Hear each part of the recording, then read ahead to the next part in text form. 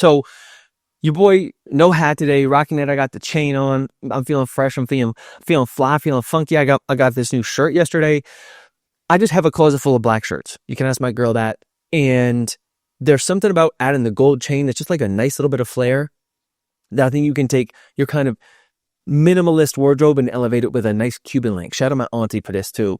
I'm a fucking Latino shit out here in Medellin. I've been wearing these open collars. A couple of things I want to talk to you guys about today. A couple of things that have been on the mind. Actually, a lot has been on the mind, but a couple things in particular. So I have one kind of big core concept that I want to talk to you about today. This is mostly a business musings, emotional update of kind of a day. I'm also recording a little bit earlier in the morning. I'm high on my cacao, so I wanted to bring a little bit more energy. I was just recording some content. And I was like, you know what? I'm already in the zone. I've already got my hair did, you know what I mean? So let's just hop on the pod. A couple of things that I've been thinking about and working through. And this one is I've been doing a lot of therapy lately. I've been scheduling one-on-one with different therapists, trying to find a therapist for me. Me and my girl are also in therapy. And there's this idea that I've been circling around. And it's this idea that I think if you've seen any of my content, and shout out Future Kia, hopefully this is, these are just one of the things that I talk about a lot is how much I like these little time capsules. I've been hearing Alex Hormozy and Chris Williamson talk about this a lot, which kind of gives me, I think, more motivation to do this. Is just like capturing these little moments, capturing pieces of thinking, capturing, the inspiration and just pieces of life that can be easy to reflect on and change in your mind. And so I want this to be like a kernel of an idea, just to be out there in the ether. And this idea, after doing a lot of this therapy and continuing to do it, I'm kind of trying to find certain answers right now in my life that have been really hard to find. I'm feeling really torn between this ambitious life path and this beautiful relationship that I have with my partner, and trying to like navigate those things, and that they don't necessarily have to be mutually exclusive. But I think one piece that I keep thinking about is when I'm coming into these therapy environments and envision myself even, is that I feel so often like an outsider.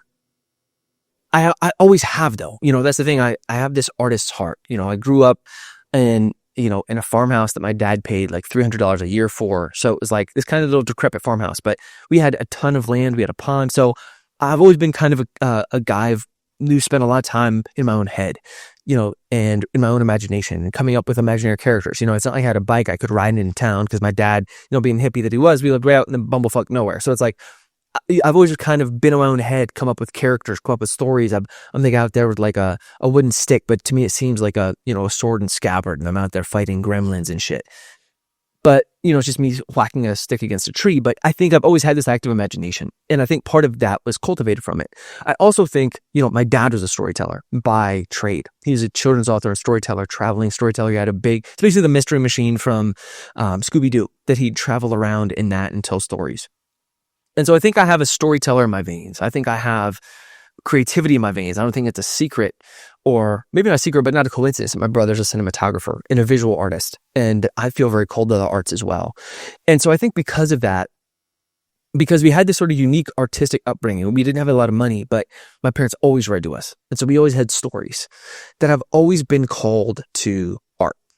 And at first, obviously, that manifests with the music stuff, especially because I think I've talked about this before, but I haven't always been bald, but I've always been short and kind of little. And so I think having that like performance element of doing something to kind of gain attention. When you're in high school, you get it how you got to get it, but you're either funny, you're smart, you're an athlete, or you're artsy and accomplished in some way. And so it's like, I think building some of those skills and this validation that I think about a lot of trying to impress the world in a way with optimizing my life and accomplishment and all these things that I think can be really dangerous and really detrimental in a lot of ways. That, if you listen to any Arthur Brooks podcast or Chris Williamson stuff, you can see how this is kind of like it's kind of a never ending perpetual cycle that you can never actually win that game. But at the same time, I think one thing that I've been coming to grips with is that having this artistic soul that I'm not like a Hormozy type of character. I'm not like, because I love that online business world, but I don't love like the idea of just making money to make money. To me, is not fulfilling. And I don't know why, but there's something about like making money from art or just like finding a way to like make art and then definitely like make more of it, that to me is almost like the driving force. That it's like, it's really hard for me to just like have my thing that makes money and then make art is like a little side thing. That I'm just called to like, I want to like build the art shit. And I think that it's like, it potentially can be a hell of a lot harder. And, unless you're Post Malone and your shit blows up at like 17, Shadow White Iverson it's a really hard thing to make work. That's why they talk about like the starving artist trope, but I don't think that I don't think it necessarily has to be that. But I do feel like if I was just like, man, how do I make money just so I can just like survive and like travel? Like it'd be such a different MO. Because then it's like you become, create a coaching thing or courses or some sort of like online content or under offer. And, that's the whole thing, like that whole funnel system. I know that, but it doesn't like fulfill me on the day to day. I don't know why.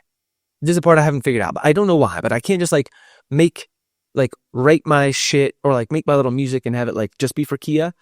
Even if it's just this, like I like to give it to the world. And I think that there's this piece of like this drive for that I've talked about this a lot. This kind of this theme of, I think, this season of my life is like, I'm feeling that drive come back, that ambition come back. And the whole idea that I've been encompassing is that like the idea of maybe I'm not broken, because I think since I've always felt different and I've always imagined myself as the outsider, both because I felt like, even here in Medellin, like it's hard for me to go to, these like bars, and like there's people like they're all dancing and singing and having a good time and drinking. And like, I don't know why, but that just doesn't bring me happiness. Like a lot of the things that make a lot of people happy just don't make me happy.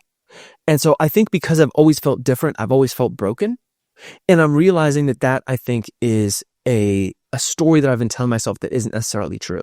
That like, what if I'm just the archetype of a person that's completely normal for this archetype? Like this like very driven, very ambitious, very artistic soul. I went on this long walk with a friend this last week, and she was like, she's like, this is the most like generic artist's trope ever. She's like, you aren't fucking like some special snowflake. She's like, of course this is what always happens. It's like, she's like, you follow any artist. I was like, actually, you're right. I'm like, this is not a unique story. Like my story is like a tale as old as time of like the artist's journey of it's like these highs and lows, and you don't feel like you're enough, and you strive, and there are certain things and you accomplish them, and then you want more, and it's this constant turmoil. And it's been a really big kind of revelatory moment for me to be like, just thinking about like, maybe all of these things are okay. Like maybe I'm actually okay. Maybe this sacrifice and the crazy optimization and like this burning desire to feel seen and be somebody and express myself, what if that's actually completely normal, for an archetype? I'm not saying for everybody, but I think that the more that I think about that, I'm like, that's actually really relieving, because I've always felt different. I've always felt broken. And so I think that there's like this piece of like the artist's way, like the artist's journey, that for me has been really powerful lately, of sort of like this journey of acceptance, to be like, maybe I don't need to change. Maybe this isn't something to change, in terms of this superpower for myself. But I think, like speaking of tales all the time, like your superpower, I talk about this all the time too, superpower is your Achilles heel, but maybe to be aware of that and to be like, what are the trade-offs of that? Because again, maybe this is a story I'm telling myself too, but I just feel like I really struggle to, when I think about my partner and like having kids, which I want to be a dad, I really struggle to think about like, I just go to my day job 9 to 5, and then I come home and like my kids and my family are my life. I wish that I could do that, because I think it'd be a lot simpler, because I really do want those things. But I don't feel like I'm being true to myself. And maybe because I don't have kids yet as well, which is also a piece of this, where I feel like there's this connection to purpose that I think for me has been like the big piece of this. I feel, in therapy, and is that like I feel. She'll ask me like, when do you feel most alive, etc. And I feel most alive when I'm like lost in the sauce, when I'm like lost in a big project, when it's, what is it? How do you eat an elephant one piece at a time? I love that. And it's like, I feel like when I'm lost and I've got a big ass elephant and I'm like, fuck, how am I going to eat this thing? And it's like, it seems like gigantic and unruly and you don't even know where to start. But you're like, you know what? I'm going to start at the fucking trunk and I'm going to eat my way up the trunk, and then maybe I'll take on an ear, but it's like, that to me is like what gets me out of bed in the morning. And I hate to say it because I feel like it's not cool to say. It's not, I think it exposes me a little bit in terms of being like, a lot of people are like, I wake up for my family, but like first thing, I wake up in the morning, first thing pops into my head. So, I'm getting up at 5:45, 5 o'clock. So I got to get up before, and I'm like, boom, first thing, I open my eyes and I'm like, fuck, I just want to keep sleeping. And the thing that pops into my head is the characters from my stories that are like, you gonna bring me to life today or not? It's like they're right there. They're like right there, like in front of my, like you like, we writing, like, you doing your writing today? You bringing me to life today or not? Like, I've got a story to tell. Are you telling this story or not?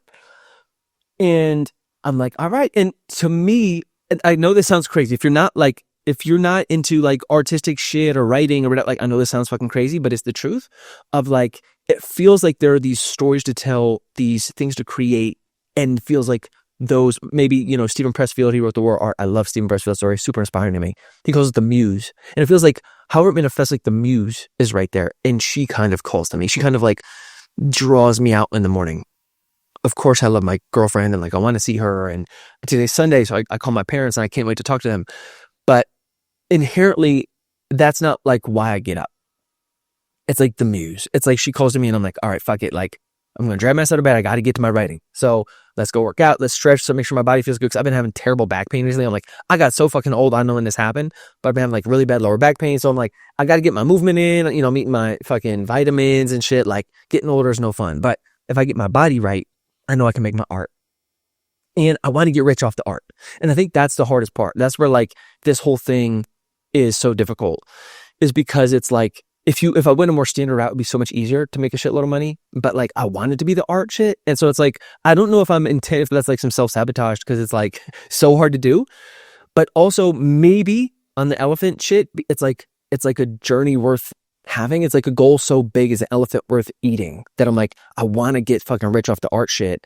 And so it's like, it feels like a big enough goal that I could spend a life chasing it. And I mean, hopefully it happens before then. Like, hopefully get rich and then get richer and like can give a lot of money away and stuff. But like the doing it through like spending a day creating cool shit, I think for me is like the ultimate MO.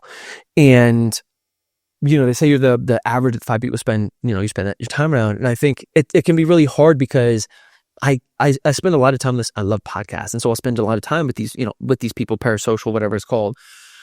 And I'll be like, I feel like these people, I'm cut from the cloth as these people, but I don't have any of the material success to show for it. Like, I feel like, and this is also partly, I think, delusional. I think I told you it's my therapist, another therapist I was seeing called me delusional. But I was listening to this interview with Russ, who's one of my favorite rappers. And I'm like, it's so interesting because he, like, I feel like we were like copied and pasted, except I have none of the success of Russ. But I feel like I'm like that archetype of person. And so I think seeing people like that also that tend to struggle being present, struggle sometimes with happiness, the feeling, that I think I do too. But I think one thing that I've found is, this came out in the conversation too, I don't feel like I'm not necessarily chasing happiness. I'm just chasing contentment.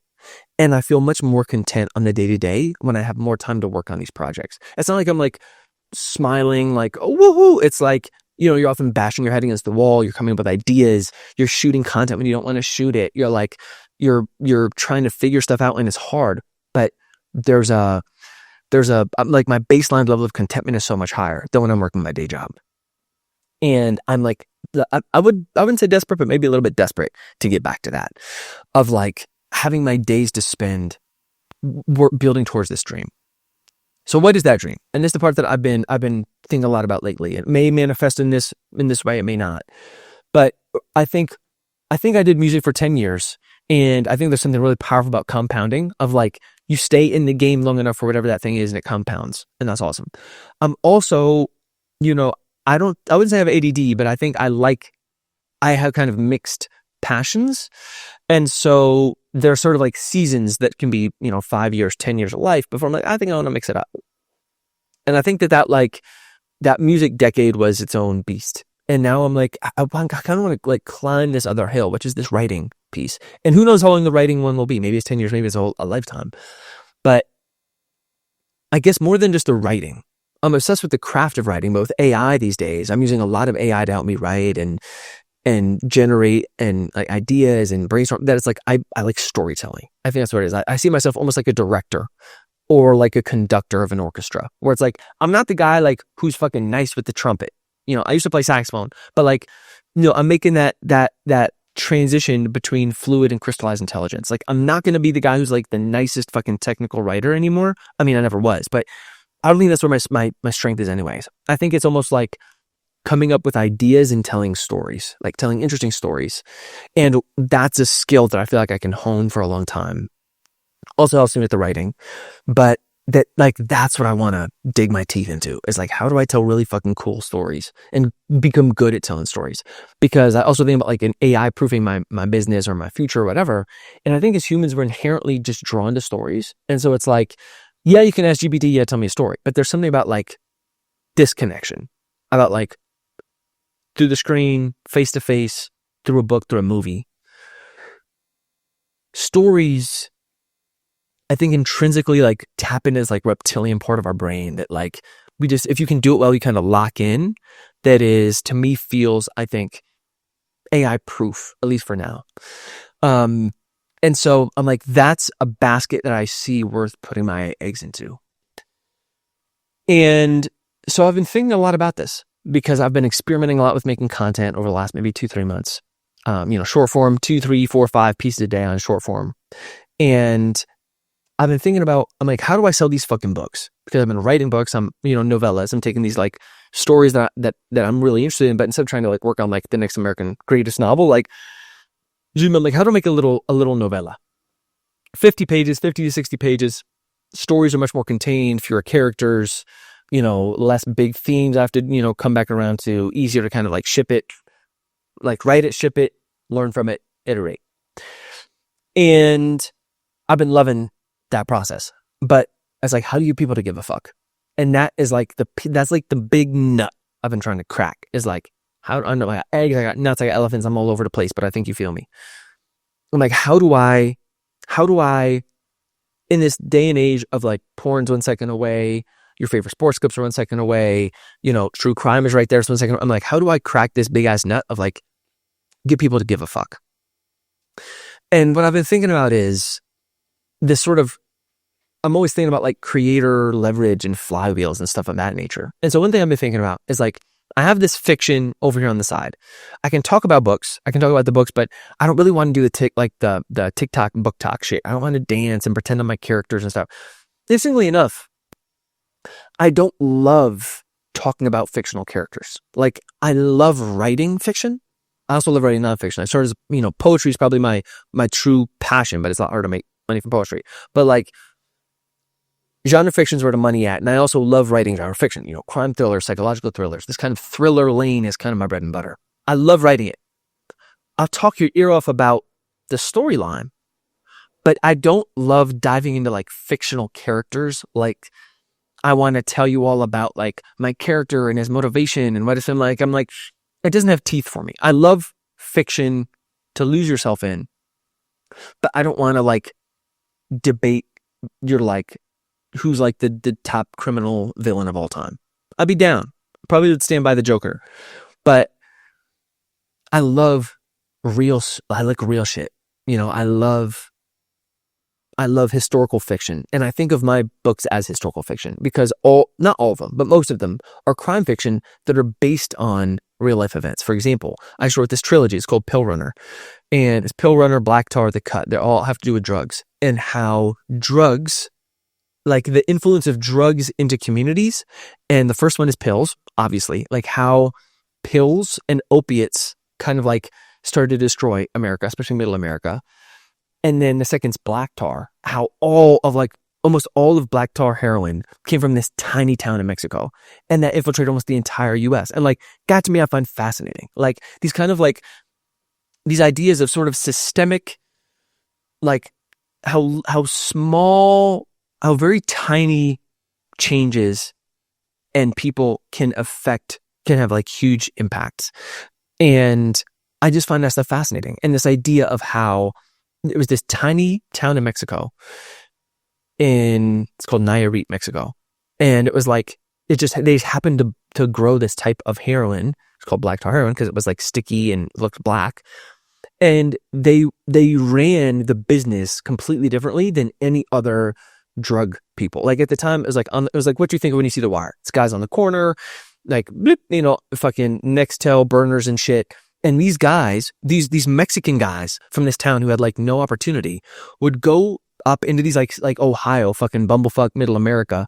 Shout out Ohio. Sorry, apologize if you're from Ohio. I'm New York, East Coast elite, no problem.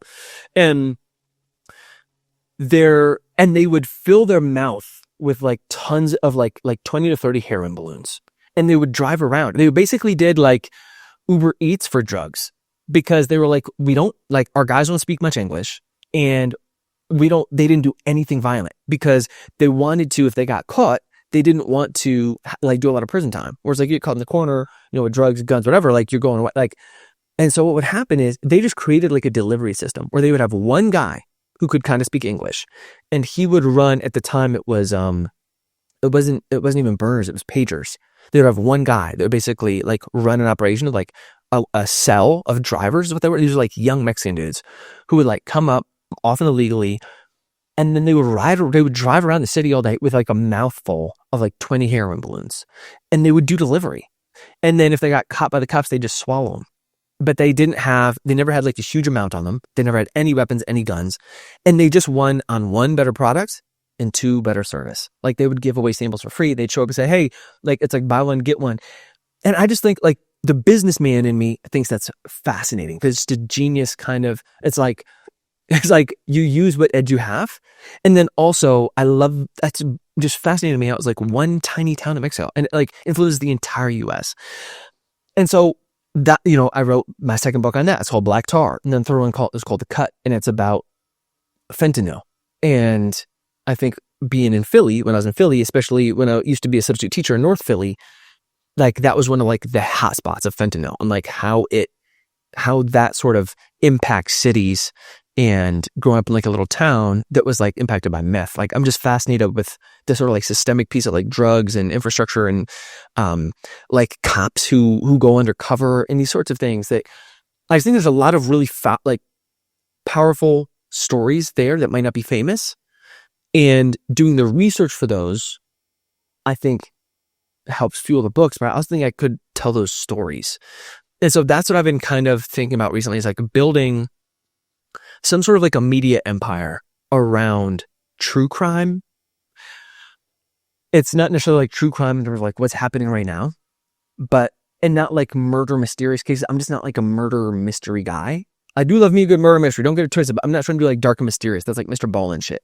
But I'm thinking of like almost like historical fiction, true crime type of stuff, like stories of like just people that you might not have, like whistleblowers you might not have heard of, or like things like this little town of like, and then how that becomes like this sort of like looking at systemic, sort of like these systems, how they grow and expand, that I think is really fascinating, but drawing them all back to like individual people that come from like these small decisions that have huge outsized returns, and the sort of gray area between what makes a hero and makes a monster, and that it's often choices, and that we're capable of extraordinary things, both for good and bad.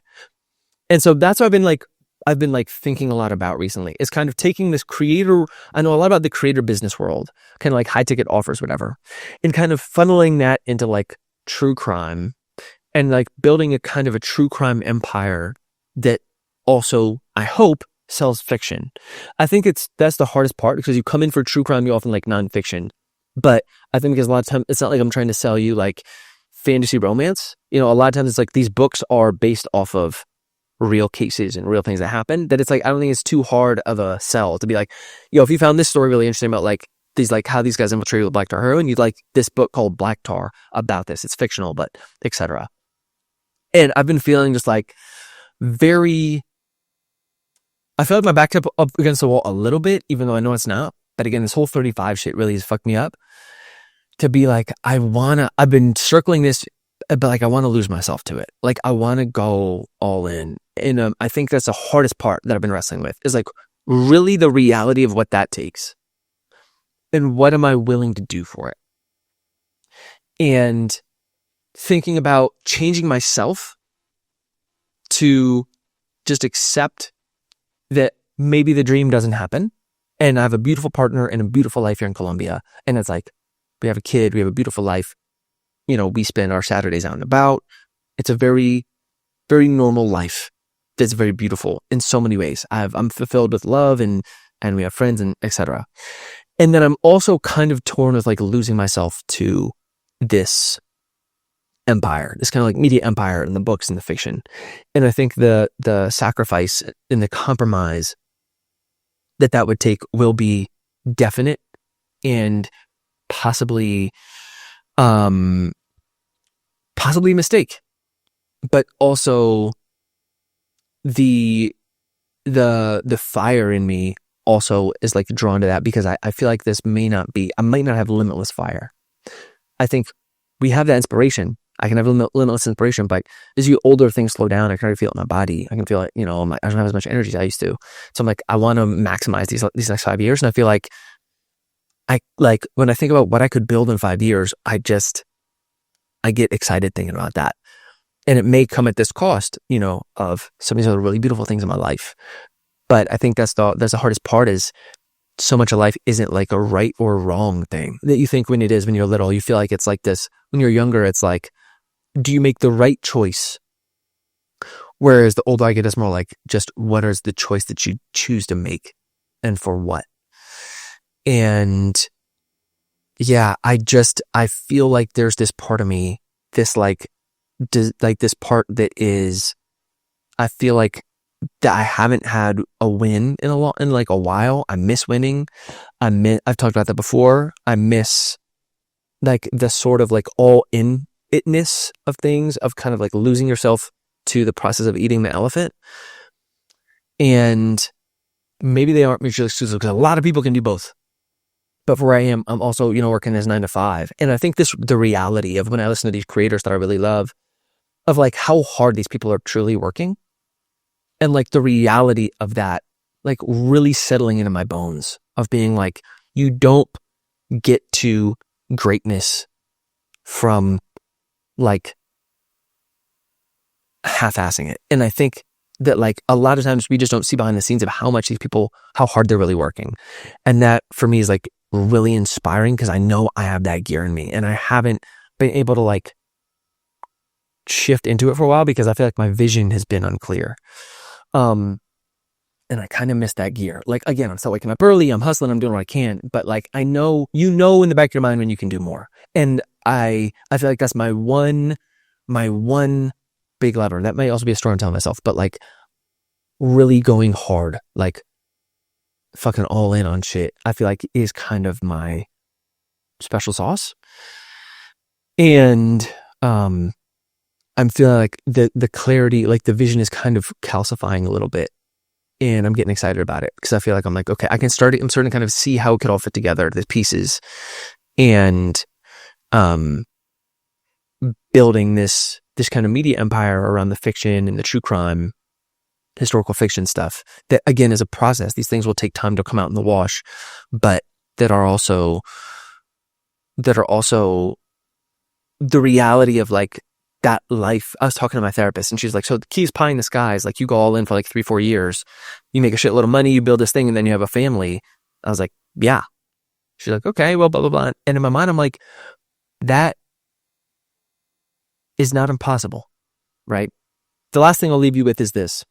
I was listening to, I'm always like, I'm super up on like whatever's going on in publishing, because obviously I'm into fiction and books and shit. And there was this woman, she was she was talking about her self-publishing journey. She's on her like 100th book. And she was talking about how her publishing story was kind of tragic. And it was really sad. And it kind of broke my heart of like, she tried these things, but they didn't work. And I could see some of like the mistakes and some of the missteps that she made in like her marketing and these other things that I know we all make those. But listening to it, I was just like, I refuse to have a tragic story. I was like, I wrote that down in my notes. It says, I refuse to be tragic. Where like, no matter how this shit shakes out, one way or another, it's an incredible life. And I think so much of our meaning comes from the telling of it. And so it's like square one in a way with this shit of like, I think I've been kind of trying to figure out what is this next thing I'm building. What's my moonshot? I'm feeling like I'm kind of narrowing in on it. And I'm like, whether it works, whether it doesn't, like I refuse to be tragic. I refuse to tell it as a tragic. This is not a tragedy, you know? Even though I have this artist heart and there may be tragic elements to every hero's journey, I feel like I almost died when I was 30. You know what I mean? I almost died when I was 14. Like I'm playing on borrowed time, period. And so all this shit is extra. And now it's just, how do I bring it to life and like navigate these ups and downs in these chapters of this life in a way that keeps me, you know, as relatively sane and content on the day-to-day as possible. And sometimes I think that is like letting the fucking race dog off the leash. You know what I mean? And so I feel like I'm kind of like chomping at that bit, and I'm excited I just want to get back in the ring again. I want to get in the ring again while I can and do some fucking damage, dude. But choices, and lessons. And that's it, y'all. Thank you for tuning in. As always, I'll check you on the next one. Here for the solicited, unsolicited life advice. Where am I fucking up? Feel free to tell me. I know a lot of y'all got opinions. I'm here for all of them. Doesn't mean I'm going to take it. Doesn't mean I believe what you believe. But let me have it. Appreciate y'all. Peace.